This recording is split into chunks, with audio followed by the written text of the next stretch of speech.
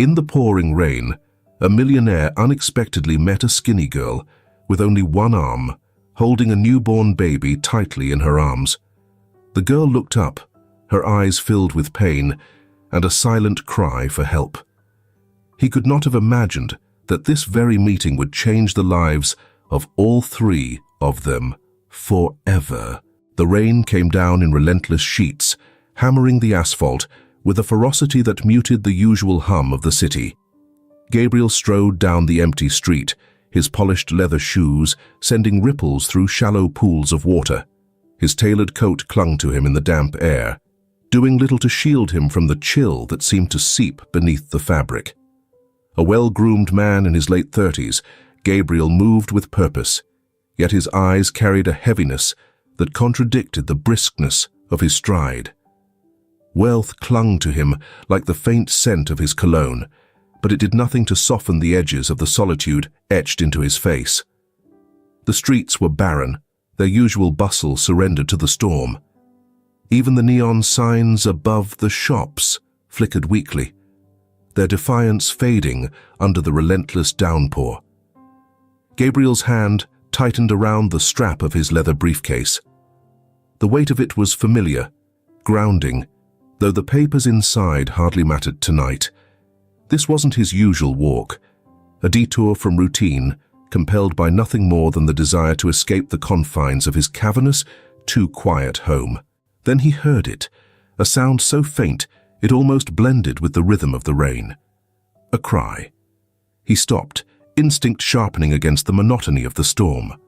The sound came again, more distinct this time, thin and desperate. Gabriel scanned the darkened street, the rain blurring his vision. It took a moment before he spotted it, a huddled figure beneath a twisted, leafless tree near the edge of the sidewalk.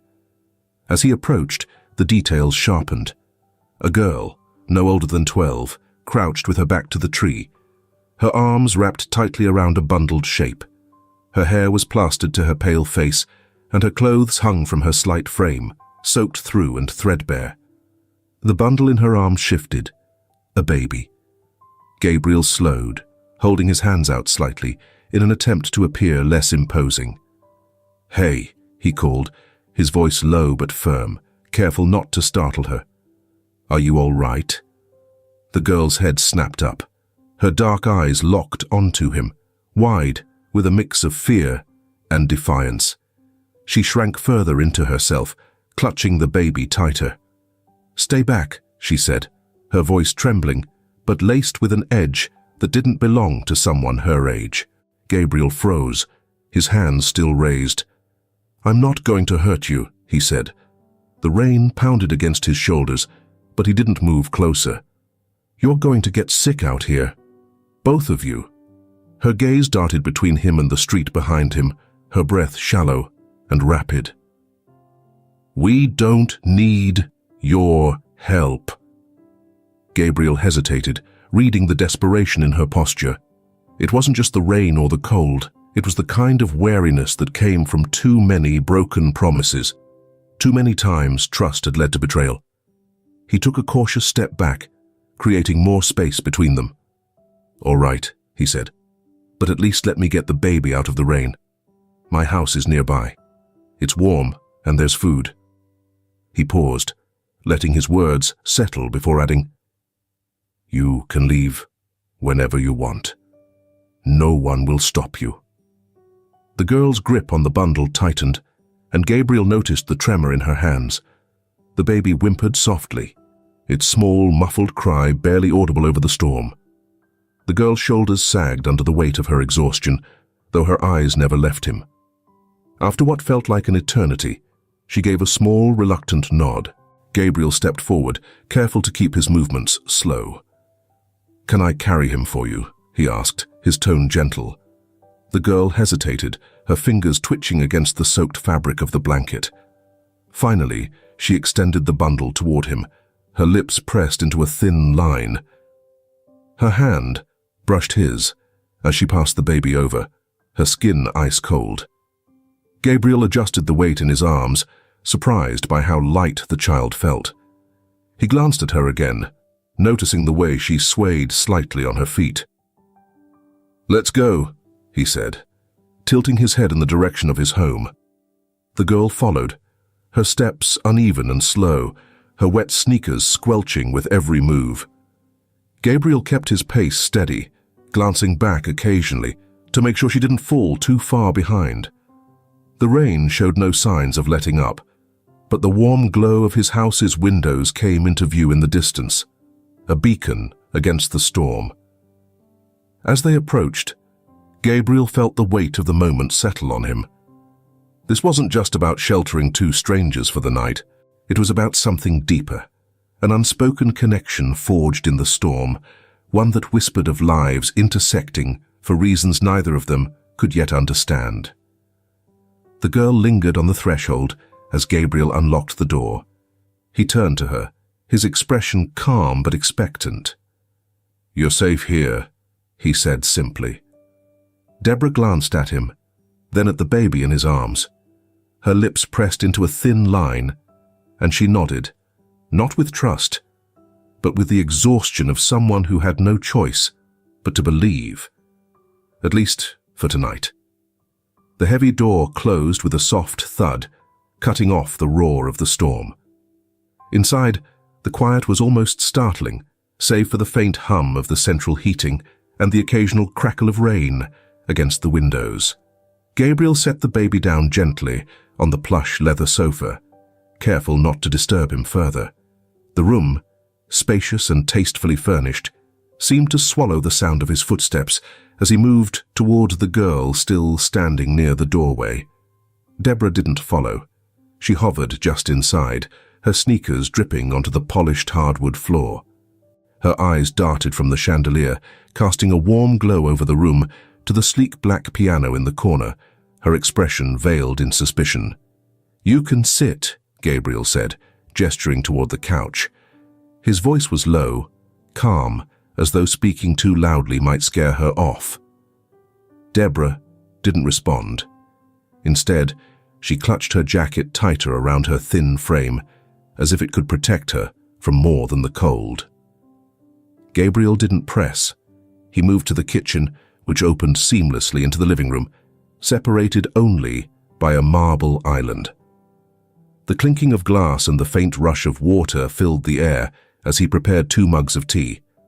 The scent of chamomile drifted through the room, soft and inviting. When he returned, she hadn't moved. Gabriel hesitated for a moment, then placed one of the steaming mugs on the coffee table within her reach. "For you. It's warm." Deborah's gaze flicked to the mug, then back to him. "Why are you doing this?" she asked, her voice sharp, her posture rigid. Gabriel leaned back slightly, meeting her eyes without hesitation. "Because you need help," he said simply. She didn't look convinced. Her fingers twitched at her sides, the tension in her frame palpable. Gabriel let the silence hang between them, not pushing, not filling the space with empty reassurances. The baby stirred, letting out a soft whimper. Deborah's attention snapped to him immediately. She crossed the room in quick, cautious steps, crouching beside the sofa. Her movements, though swift, had a careful precision, one arm adjusting the edge of the blanket around the baby, while the other hovered protectively over him.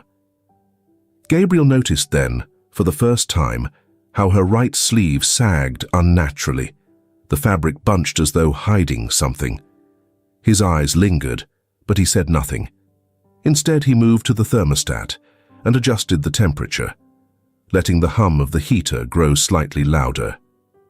"Do you live here alone?" she asked suddenly, her voice cutting through the quiet. "Yes," Gabriel replied, returning to his seat across from her. He didn't elaborate, but the words seemed to echo in the vast space, reinforcing the emptiness around them. Deborah didn't press further. Her gaze flitted back to Juan, her hand brushing lightly over his cheek. "He's all I have," she murmured, almost to herself. Gabriel caught the words, the weight in them. He nodded toward the sofa. "He's lucky to have you." She didn't respond. Instead, she shifted slightly, leaning against the arm of the sofa, her thin shoulders slumping as exhaustion began to overtake her. Her damp jacket clung to her, the water soaking into the cushion beneath her. "You need to change," Gabriel said gently. "I can get you something dry." Deborah tensed, her eyes narrowing. "I'm fine." Gabriel raised his hands in a placating gesture. "All right, but you're dripping water everywhere. At least let me give you a towel." Her gaze lingered on him for a long moment, weighing his words, before she gave a small, reluctant nod. He disappeared down the hall, returning with a soft towel and a blanket. He set them beside her, stepping back to give her space. "The bathroom's down the hall. First door on the left," he offered. Deborah hesitated, then rose slowly. She took the towel, but left the blanket behind. As she walked away, Gabriel's eyes followed her, noting the stiffness in her movements, the slight limp in her step. When she was gone, he turned his attention to the baby. Juan's chest rose and fell in soft, even breaths. He adjusted the blanket around the tiny figure, his fingers brushing against the worn fabric. Deborah returned minutes later, her damp jacket replaced by a dry, oversized sweatshirt Gabriel had left in the bathroom. The sleeves hung far past her hands, and the hem fell nearly to her knees. She didn't meet his gaze as she sat back down, but she looked marginally less guarded. "We used to have a garden," she said suddenly, her voice quiet, almost tentative. Her fingers fidgeted with the edge of the sweatshirt. "It was big. My mum used to grow flowers there." Gabriel didn't respond immediately. He watched her carefully, the way her eyes flickered with something distant and fragile. "What happened to it?" he asked softly. Deborah's hands stilled. Her shoulders tightened slightly, the moment of openness fading as quickly as it had come. "It's gone," she said flatly. Gabriel leaned back, his gaze steady but unobtrusive. He didn't press her, didn't ask for more. Instead, he reached for his own mug, sipping the tea that had gone lukewarm. As the storm raged on outside, Gabriel realized how deeply the scars of her past ran. He vowed silently, without knowing why, that he would uncover the truth, not just for her, but for himself. Gabriel sat on the armchair near the fireplace, the crackling flames casting flickering shadows across the room. The storm outside raged on, but inside there was a quiet tension, as though the house itself held its breath. Deborah was seated on the edge of the sofa, her small frame dwarfed by its size. She kept a protective hand on the bundle next to her, Juan, who had finally drifted into a deep, peaceful sleep. The warmth of the fire flushed her pale cheeks, but the guarded look in her eyes hadn't softened. Gabriel watched her for a moment, the silence heavy between them, before realizing something that made him sit up straighter. "I forgot to ask your name," he said, his voice cutting gently through the quiet. Deborah blinked, her hand pausing mid-motion where she had been smoothing the blanket over Juan. "Why does it matter?" she asked, her tone sharp, defensive. "It matters to me," Gabriel said simply, leaning forward, his elbows resting on his knees. He kept his gaze steady, but unintrusive. "You're here, in my home. I'd like to know who I'm helping." She hesitated, her lips pressing into a thin line. Finally, after a long pause, she muttered, "Deborah." Her eyes flicked to him, as if daring him to ask more. "And him?" Gabriel nodded toward the baby. "Juan." Her hand returned to the bundle, smoothing the blanket again as though the movement could shield them both from further questions. Gabriel leaned back slightly, letting the firelight warm his face. He repeated their names in his mind, Deborah and Juan. They felt too small, too fragile, for the enormity of whatever burden they carried. Deborah's gaze drifted to the flames, her posture softening just slightly. For the first time, Gabriel noticed how young she looked, despite the weight she carried in her expression. Her guarded demeanor was tempered by a battle weariness that no child should ever experience. As the silence stretched on, her eyes unfocused, and her body seemed to relax almost imperceptibly. The tension in her shoulders eased, and her breaths slowed, her mind wandering somewhere far from the warmth of the room. Gabriel didn't interrupt. He watched as her fingers traced invisible patterns on the edge of the sofa, her lips parting slightly, as though the words she wasn't ready to say might escape. "I remember flowers," she said suddenly, her voice low, distant. Gabriel didn't move, afraid that any shift might break the moment. "We had a garden. My mum used to grow roses, red ones mostly, but there were other colors too." Deborah's fingers paused, her hand tightening into a fist. "I used to help her water them. She always said flowers made a house feel alive." There was a pause, a deep breath, and then her voice hardened. "But they're gone now. Everything's gone." The way she said it, sharp, final, made it clear she wouldn't explain further. Gabriel wanted to ask, to understand what had happened, but the vulnerability in her tone stopped him. He glanced at Juan, whose tiny form rose and fell with each soft breath. His face, serene and unmarked by the weight Deborah carried, made Gabriel's chest tighten.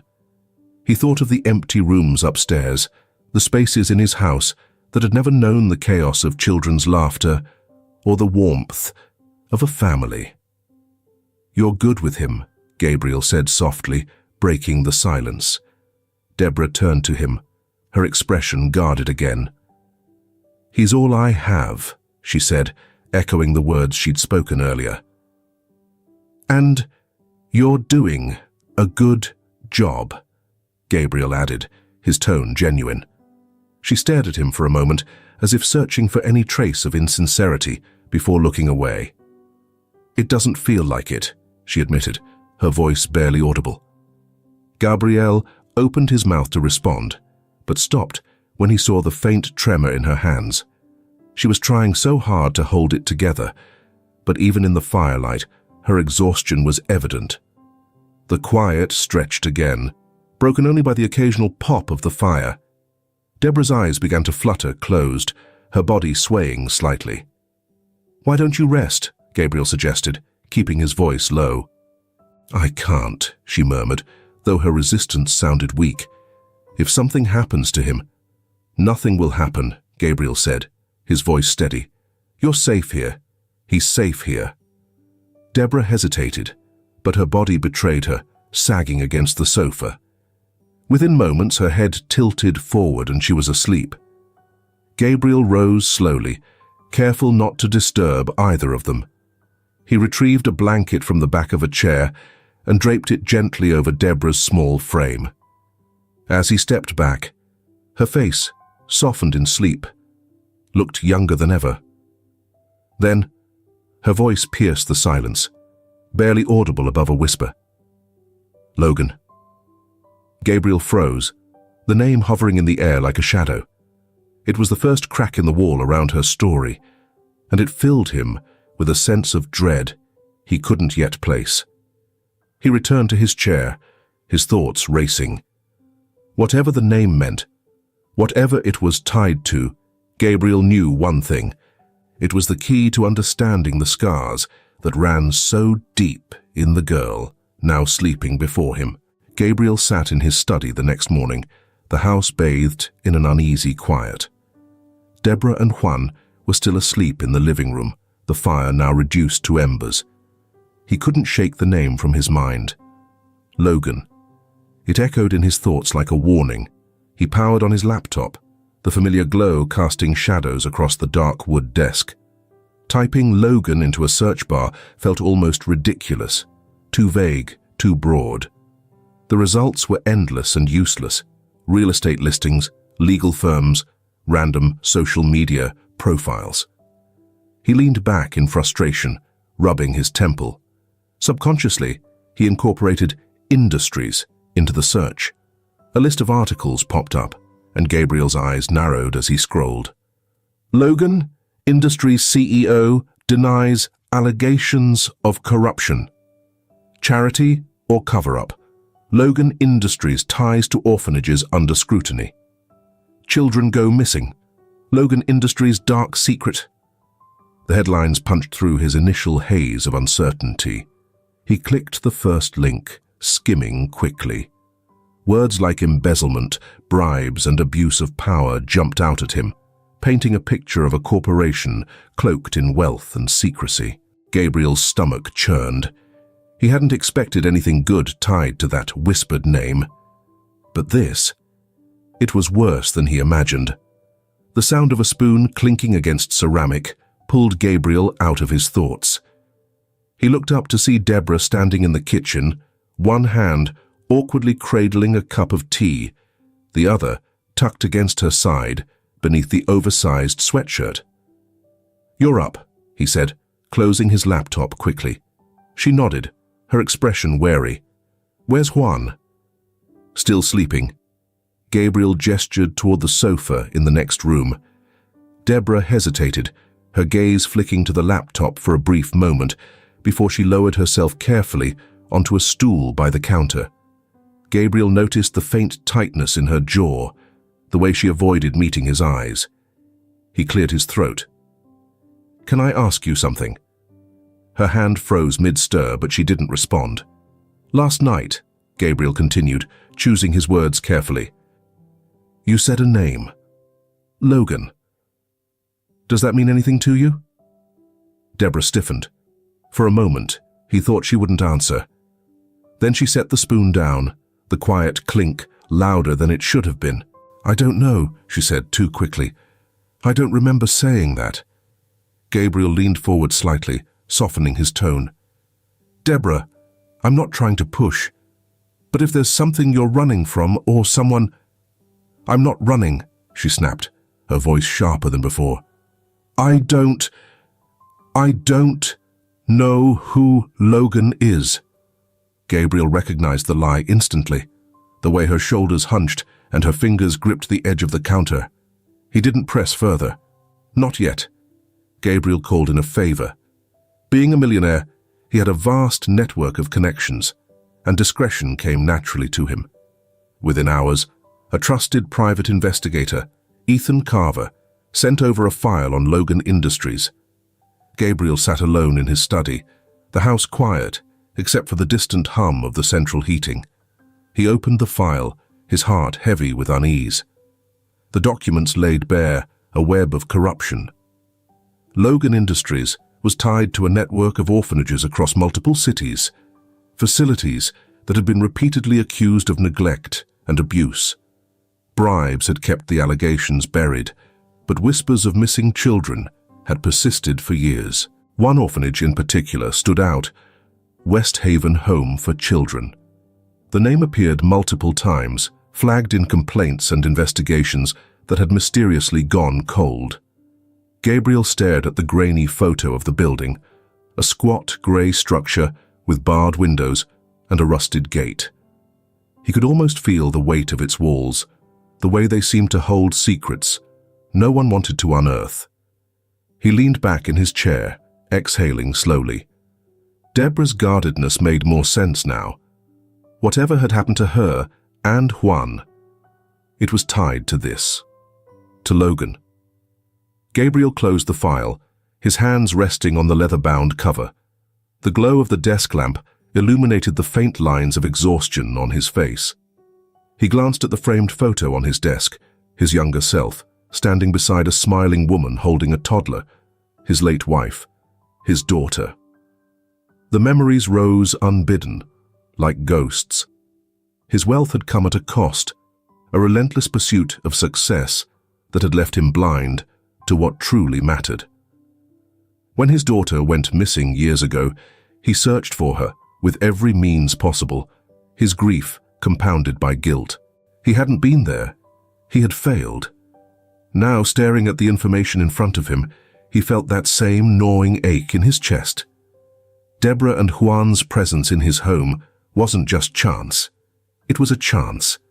a chance to do something right. As the clock ticked toward midnight, Gabriel's resolve hardened. He needed to know more. The pieces didn't fit yet, but West Haven was a start. He rose from his chair, the file tucked under his arm. Stepping quietly into the living room, he found Deborah sitting by the window, her silhouette framed by the glow of the streetlights outside. She turned when she heard him, her expression unreadable. "I'm going to help you," Gabriel said, his voice firm but quiet. Deborah stared at him for a long moment before looking away, her fingers tightening on the windowsill. In the silence that followed, Gabriel felt the weight of what lay ahead. But for the first time in years, he also felt something else. Purpose. The morning sunlight seeped through the tall windows of Gabriel's study, casting muted golden streaks across the polished desk. He leaned over the file on Logan Industries, the papers spread in an orderly chaos. Every headline, every grainy photograph of children peeking through barred windows, every financial report screamed the same thing: exploitation hidden under the guise of charity. He glanced up, startled by the sound of light footsteps. Deborah stood in the doorway, her arms crossed tightly over her chest, her gaze sharp and distrustful. Her eyes flicked to the open file on the desk before settling on him. "What are you doing?" she asked, her tone cutting. Gabriel straightened, his hand moving instinctively to close the file. "It's nothing," he began, but the words felt hollow even as he said them. Deborah stepped further into the room, her movements rigid, deliberate. "That doesn't look like nothing," she said, her voice rising. "You're looking into Logan, aren't you?" Gabriel opened his mouth to respond, but she cut him off, her words spilling out like a dam breaking. "You don't care about us, do you? You just want to dig into my life, to use me, like everyone else." Her outburst was a sharp contrast to the quiet, guarded girl he'd been trying to reach. The anger in her voice was laced with something deeper: fear. She turned abruptly, scooping up Juan, who'd been sitting on the sofa in the adjacent room, babbling softly to himself. "Deborah, wait," Gabriel called, stepping toward her. She spun around, clutching the baby tightly, her eyes blazing. "No! I knew it. You're no different. You're just some rich guy who thinks he can fix everything by throwing money around. You don't know what it's like. What we've been through." The weight of her words hit him like a physical blow, but Gabriel held his ground. "You're right," he said softly, his tone steady but laden with emotion. "I don't know, but I want to." She paused at the doorway, her shoulders tense, ready to flee. Gabriel stepped back, his hands raised as if surrendering. "I lost my daughter," he said, the words heavy, raw. "Years ago. When it mattered most, I didn't support him. I was too busy, too caught up in my own world to see what I was losing."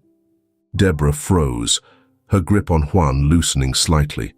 Gabriel continued, his voice steady but tinged with vulnerability. "I've spent every day since wishing I could go back and do things differently. I can't fix what I did or didn't do for him. But when I see you, Deborah, when I see Juan, I see a chance to do something right." The tension in the room shifted, a fragile truce forming in the silence that followed. Deborah's expression faltered, the sharpness in her eyes giving way to something more uncertain. She stepped back into the room, still holding Juan, her voice quieter now. "Logan," she said, the name hanging in the air like a specter. "He came to the orphanage sometimes. Everyone was terrified of him. He had this smile, like he already owned you." Her voice wavered, but she pushed on. "He didn't care about the kids. We were just, tools, numbers. And if you messed up, he made sure you paid for it." Gabriel felt his chest tighten at the quiet fury in her words. He didn't press her further, knowing she was offering him more than she had anyone else. "How did you get out?" he asked softly. Deborah hesitated, her eyes darting to the floor. "I ran," she said finally. "One night, when they weren't watching. I couldn't take it anymore. I thought if I could just get away, I'd figure it out. But then I found Juan." Her voice cracked, and she swallowed hard, her gaze dropping to the baby in her arms. "I couldn't leave him behind." Gabriel nodded, his throat tight. "You were brave," he said quietly. Deborah gazed up at him, her eyes scrutinizing his face as if seeking the hidden truth. But there was none. She sat down slowly on the edge of the sofa, her fingers absent-mindedly brushing Juan's hair. "You don't know what you're getting into," she said after a long pause. "Logan. He's not just some businessman. He has people. People who make problems disappear." Gabriel's jaw tightened. "I'm not afraid of him," he said firmly. Deborah answered, her voice barely audible above a whisper.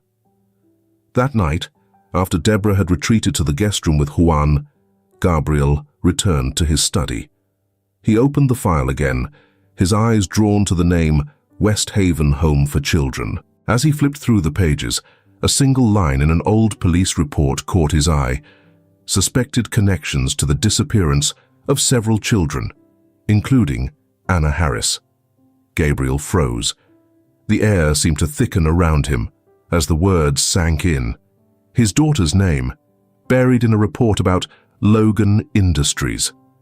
The connection was no longer vague. It was personal. Gabriel leaned back in his chair, the file trembling slightly in his hands. Whatever it took, whatever the risk, he was going to find the truth. Gabriel's study transformed into a battlefield. Over the following days, papers and photographs sprawled across the desk like the fractured pieces of a jigsaw puzzle. The connection between Logan Industries and the orphanages was undeniable. But the deeper Gabriel delved, the darker the picture became. Ethan, his trusted private investigator, diligently labored. Gabriel's wealth unlocked hidden records, silenced testimonies, and whispers of those who had disappeared. The name West Haven Home for Children resurfaced frequently, linking Logan Industries to a disturbing trend: the disappearance of vulnerable children who had seemingly vanished from sight. Late one night, Gabriel sat hunched over a stack of records. A grim-faced Ethan stood nearby, flipping through a dossier. "These orphanages, they weren't just neglected," Ethan said, his voice low. "They were pipelines. Children funneled out for labor, some sold to God knows where." Gabriel clenched his jaw. "And Logan?" Ethan nodded grimly. "Every trail leads back to him. The man's untouchable. Bribes, intimidation, maybe worse. He's got the system rigged." Gabriel's fingers tightened around a photograph, an image of the West Haven orphanage, its barred windows looming like a prison. He felt the weight of the past pressing against his chest. Deborah's presence in the house began to change. Slowly, the frostiness in her interactions began to thaw. She began watching Gabriel as he worked, occasionally asking questions about his investigations, though always keeping Juan close. "Listen up to here, then leave a sign of your attention." A comment. Candy would be a good idea. Guess who is the most focused? One evening, as Gabriel sat reviewing yet another document, Deborah approached hesitantly. Juan was in his arms, his small fingers gripping Gabriel's shirt as he babbled softly. "You're good with him," Deborah said, the words halting, as though she was unused to giving compliments. Gabriel glanced up, startled. "He's a good kid," he said simply, smiling at the boy who had dozed off against his chest.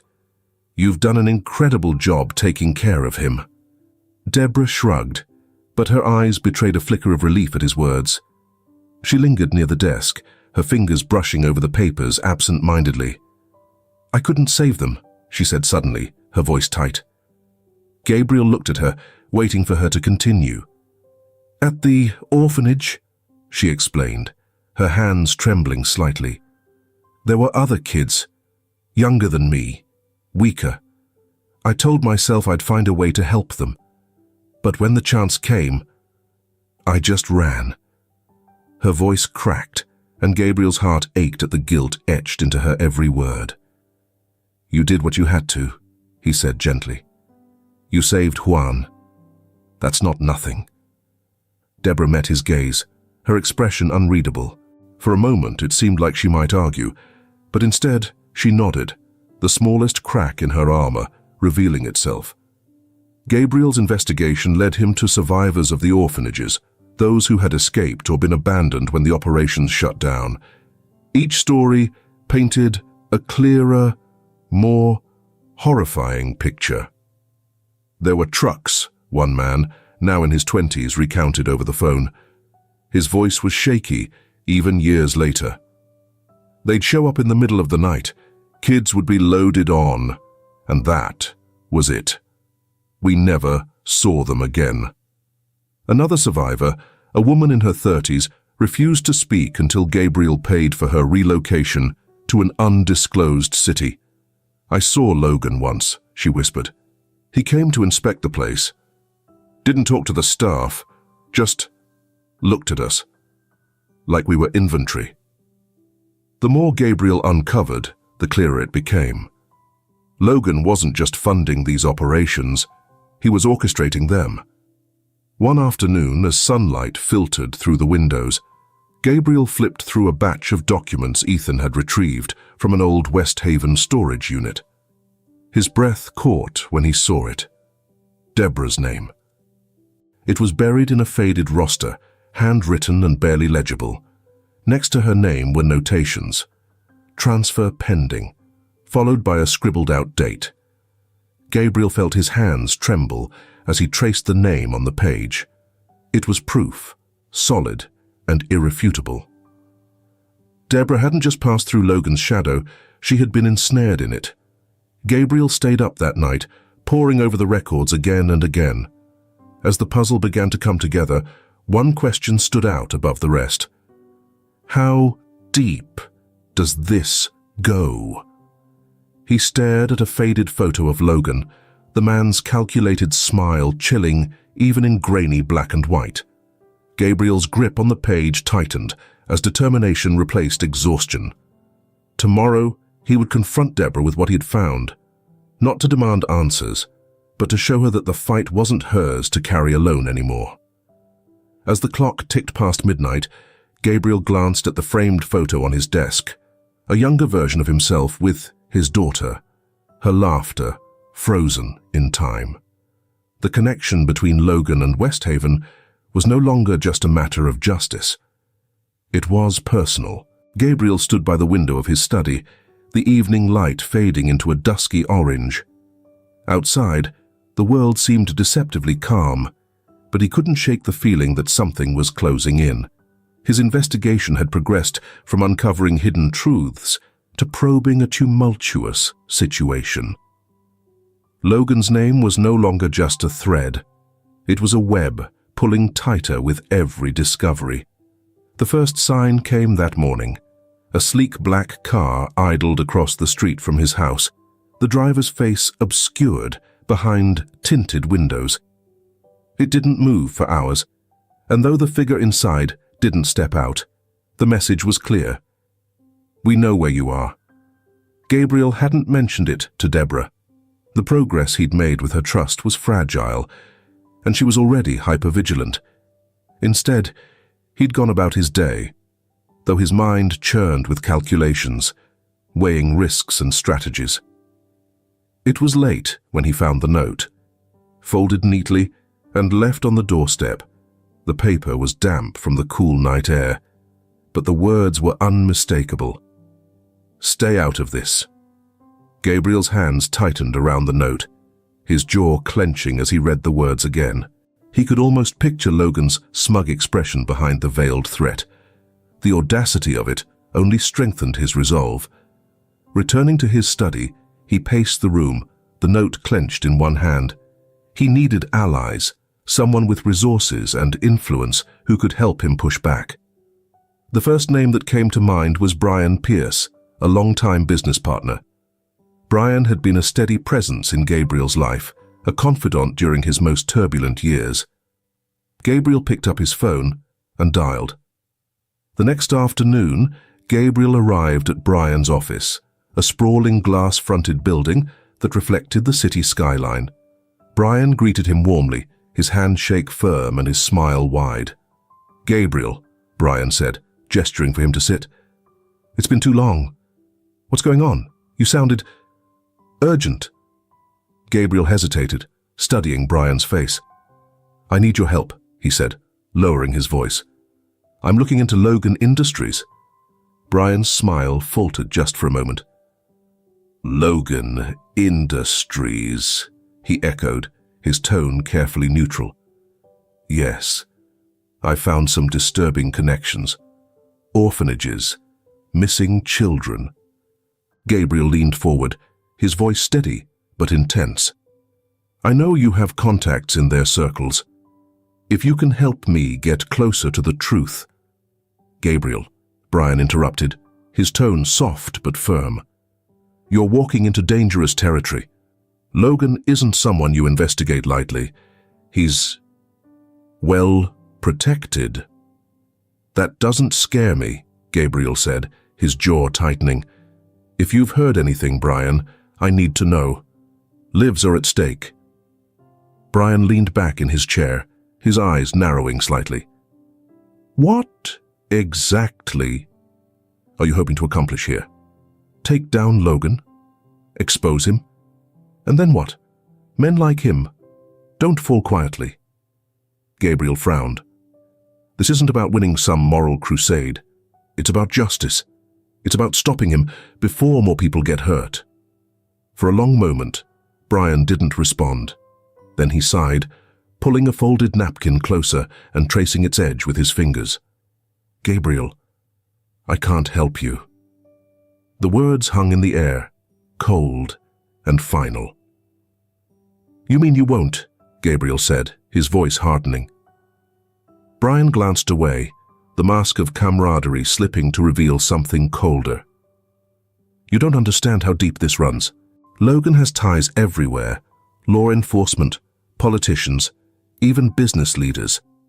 If you keep poking around, you're not just putting yourself in danger. You're endangering everyone around you." Gabriel experienced a profound realization. "You're working with him, aren't you?" he said, his voice low but sharp. Brian's silence was more powerful than any denial. Before Gabriel could respond, the restaurant door swung open and two men entered, their movements deliberate. Gabriel recognized them immediately.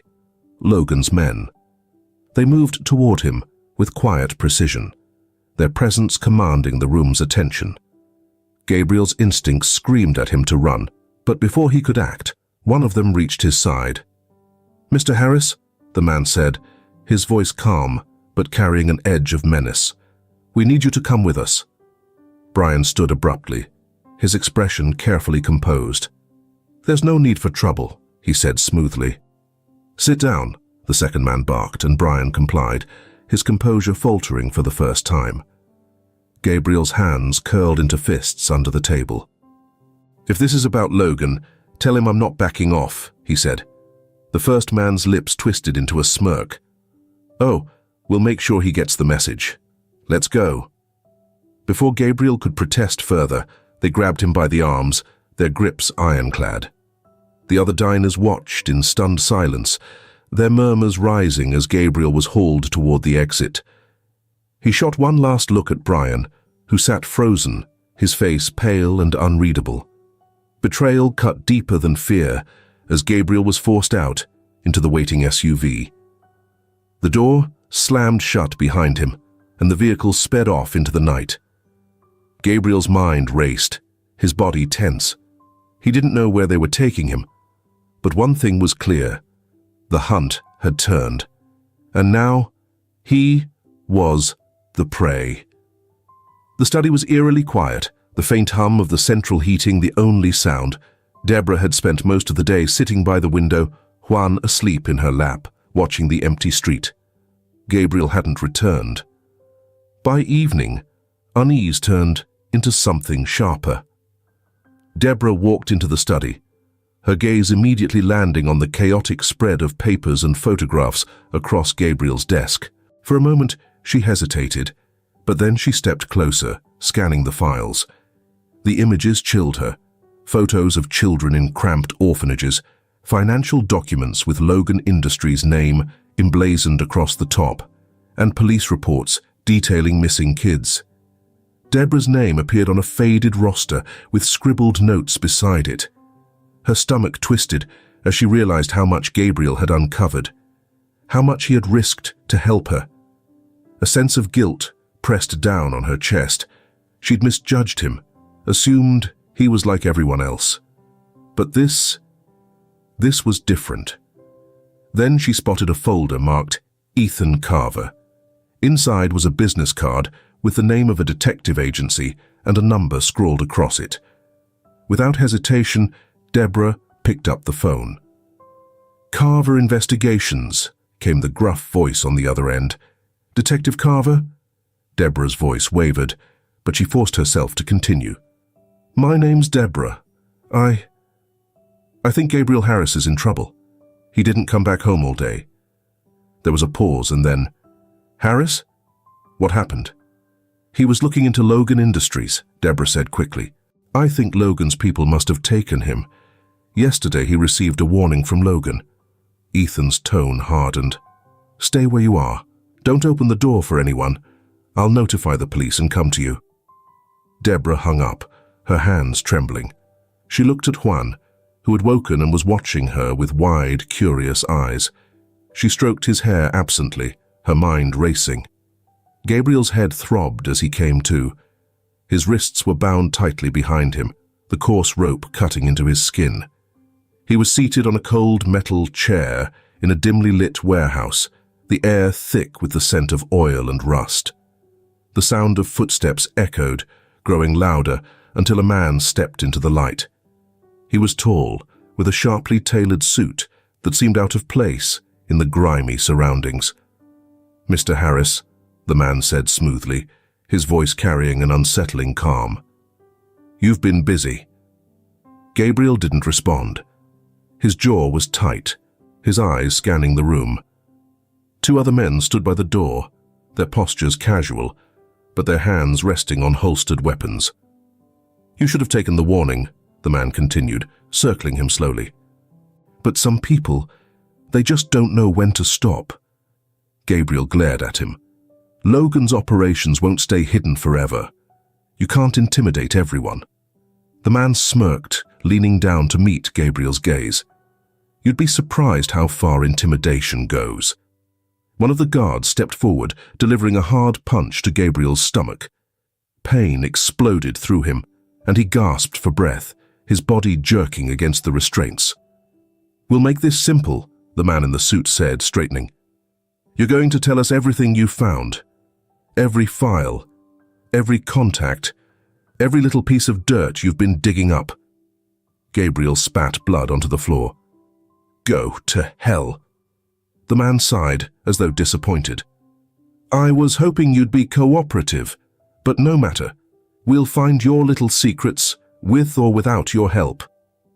Gabriel's resolve only hardened. He thought of Deborah and Juan, of the lives ruined by Logan's greed. He couldn't let them win. Back at the house, Deborah sat in the living room, the weight of the situation bearing down on her. Ethan and two officers arrived within the hour, their presence bringing a measure of reassurance, but no answers. "We'll find him," Ethan said, his voice firm. "I'll make sure of it." Deborah nodded, her expression a mixture of hope and fear. She glanced at Juan, who clung to her silently, his wide eyes taking in the tension around him. "I can't lose him too," she whispered.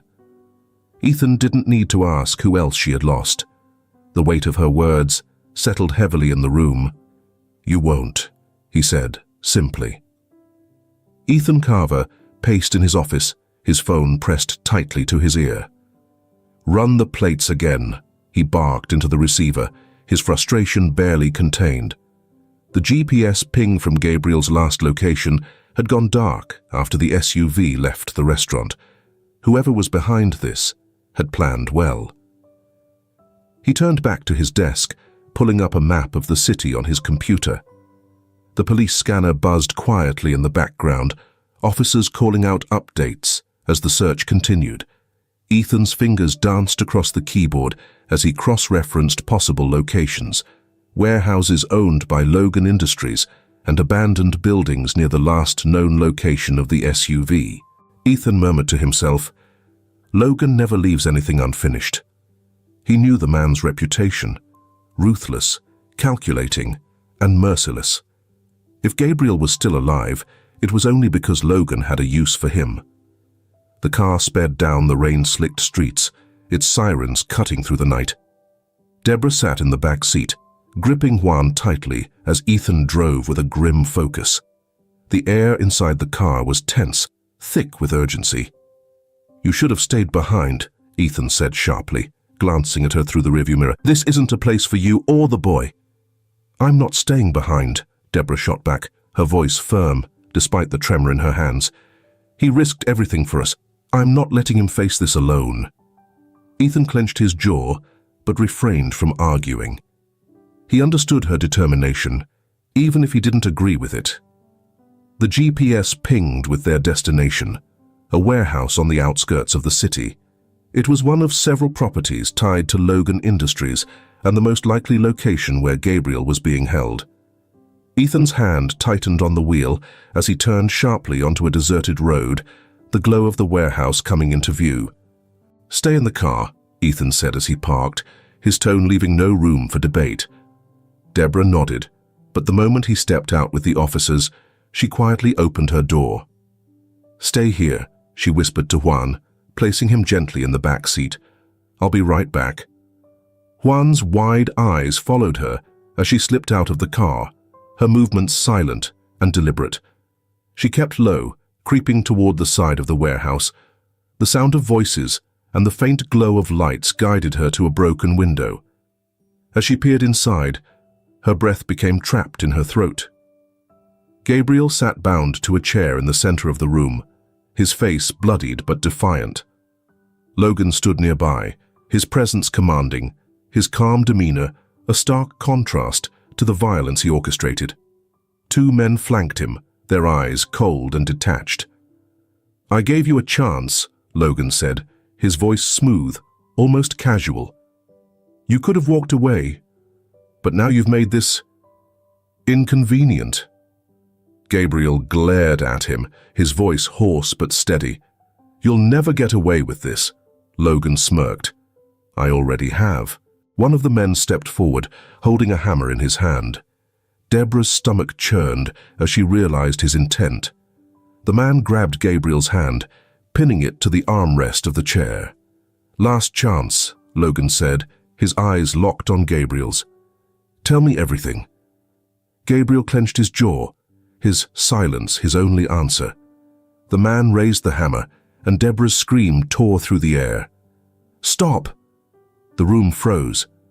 Logan turned toward the window, his expression shifting from surprise to irritation. "Well, isn't this a surprise?" he said, gesturing to his men. "Bring her in."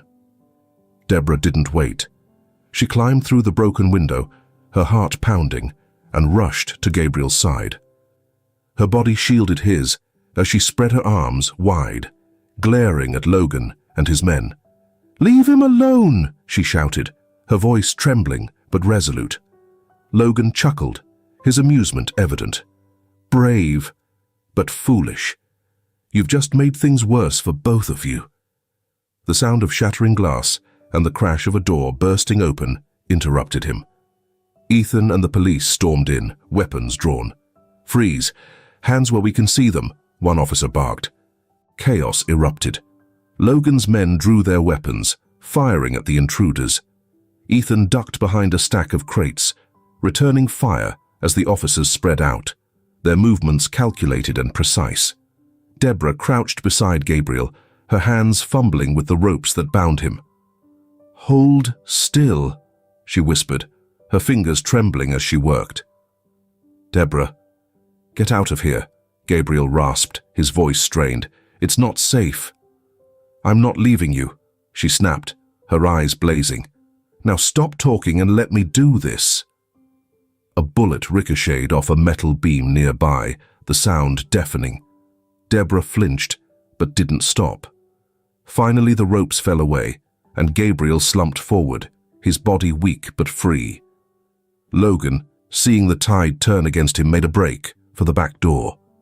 Ethan spotted him and fired a warning shot. Don't move, Logan. Logan froze, his hands raised, his expression dark. You've made a mistake, he said coldly. You have no idea who you're dealing with. Ethan smirked. You're right, but neither do you.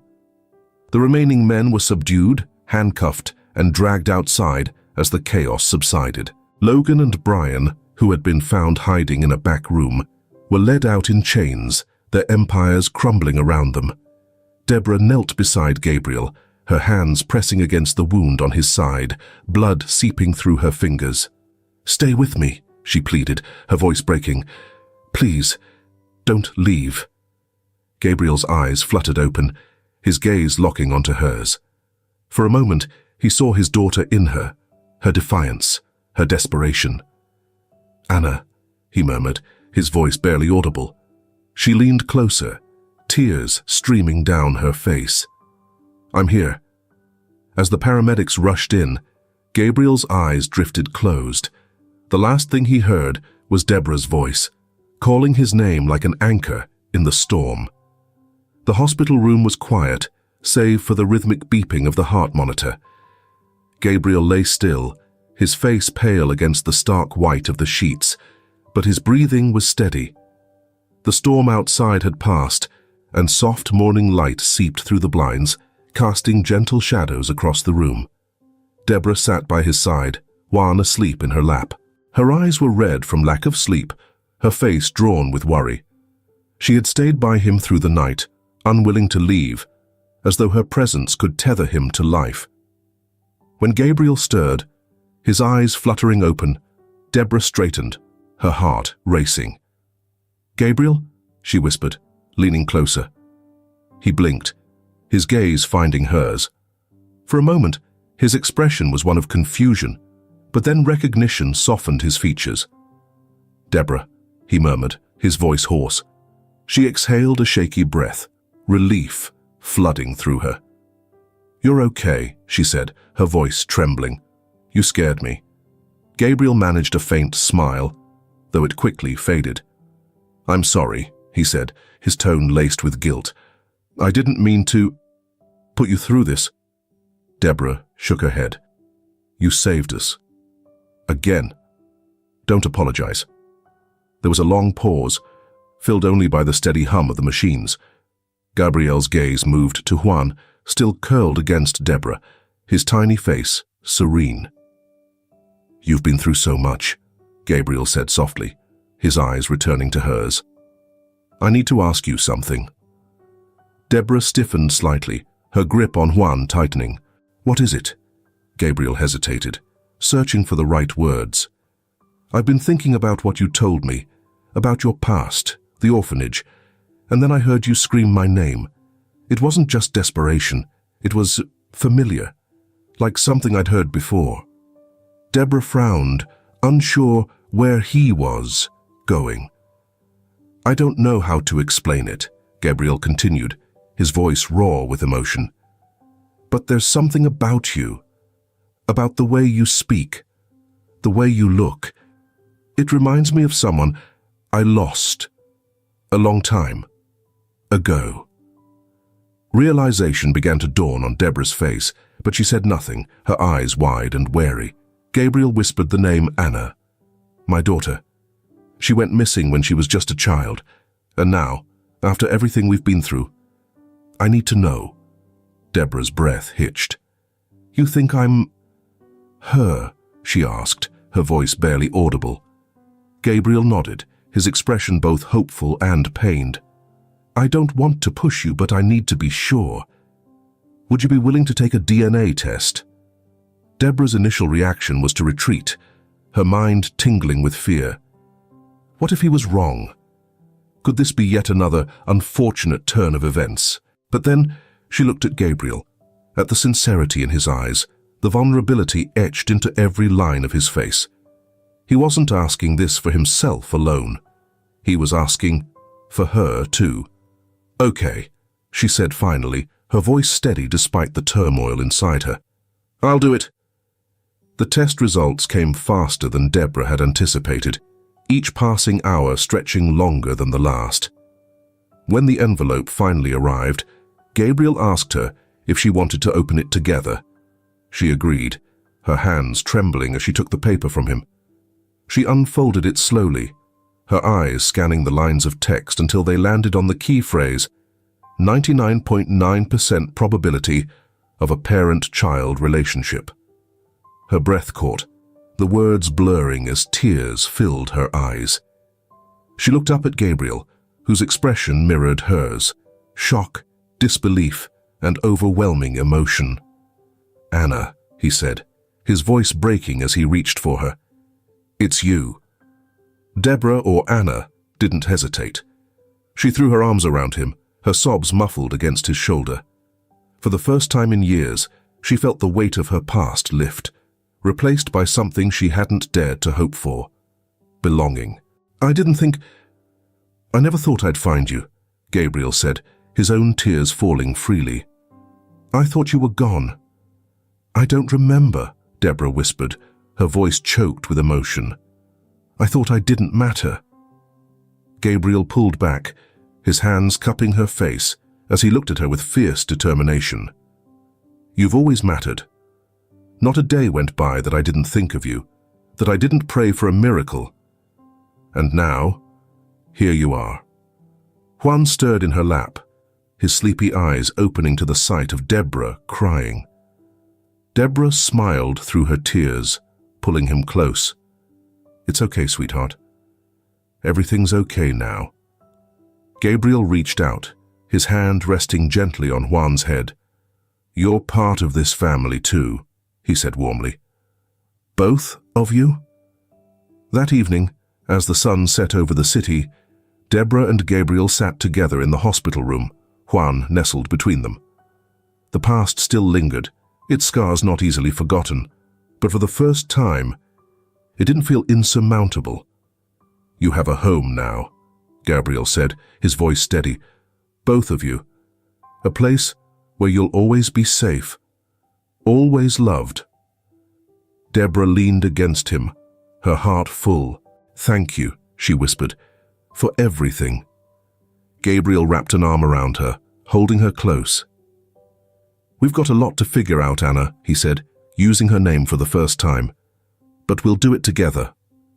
And for the first time in years, the promise of tomorrow didn't feel so far away. It felt like hope. The courtroom was quiet, the kind of silence that made every shuffle of paper and murmur of voices feel amplified. Deborah sat beside Gabriel, her hands clasped tightly in her lap. Juan played quietly with a small, stuffed bear, his presence a reminder of the fragile but resilient bond they had all formed. The judge glanced over the documents before him, his face neutral but attentive. "Mr. Harris, you are requesting legal custody of both Deborah, now confirmed as your biological daughter, and Juan, who has been under her care. Is that correct?" Gabriel nodded, his voice firm. "Yes, Your Honor. I want to provide them with a home, security, and the chance to heal." The judge's gaze softened slightly as he looked at Deborah. "And you, Ms. Harris, do you wish to remain under your father's guardianship and have Juan included in this arrangement?" Deborah hesitated, her grip on her hands tightening. She glanced at Gabriel, who offered her a small, reassuring smile. The warmth in his eyes was steady, unwavering. "Yes, Your Honor," she said finally, her voice quiet but resolute. "We want to stay with him." The judge nodded, scribbling something on his notes. "Based on the evidence provided and the testimony heard, I see no reason to deny this request. I hereby grant full legal custody to Mr. Harris." The gavel struck the bench, and relief washed over Deborah. Gabriel reached over, placing a gentle hand on her shoulder. "It's official," he said softly, his voice thick with emotion. "You're home." The mansion, once a cold, empty space filled only with echoes of a lonely existence, had transformed. The long dining table was now a hub of laughter and conversation, with Juan's toys scattered across the polished floors. Deborah's presence filled the halls with warmth, her laughter tentative, at first, but growing more frequent as days turned into weeks. Gabriel stood in the garden one evening, the stars beginning to peek through the twilight sky. The flowers were in full bloom, vibrant reds and yellows spilling over the carefully tended beds. Deborah approached him, Juan toddling alongside her, clutching her hand. "This place doesn't feel like the same house," she said, looking around. "It feels alive." Gabriel smiled. "That's because it finally is." They sat together on the grass, Juan settling into Deborah's lap as she wrapped an arm around him. The cool night air carried the scent of blooming jasmine, and the faint hum of cicadas filled the silence. "Do you think Mom would be proud of us?" Deborah asked suddenly, her voice quiet, almost hesitant. Gabriel turned to her, his expression soft. "Without a doubt," he said, his tone filled with certainty. "She always believed in love and resilience. And that's what brought us back together." Deborah leaned against him, her head resting on his shoulder. For the first time in years, she allowed herself to feel the weight of her scars, but not be defined by them. They were part of her, but they no longer dictated who she could be. Juan looked up at them, his eyes wide and innocent. "Are we a family now?" he asked. Gabriel ruffled the boy's hair, his heart swelling. "Yes, Juan. We're a family."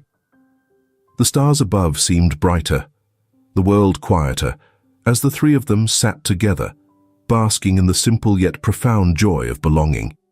The pain of the past hadn't vanished, but it had been transformed, woven into the fabric of a new beginning.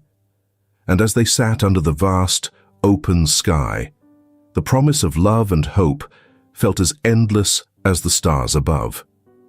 If this film touches your heart, leave your mark with a like, and don't forget to subscribe to our channel to explore more meaningful stories with us.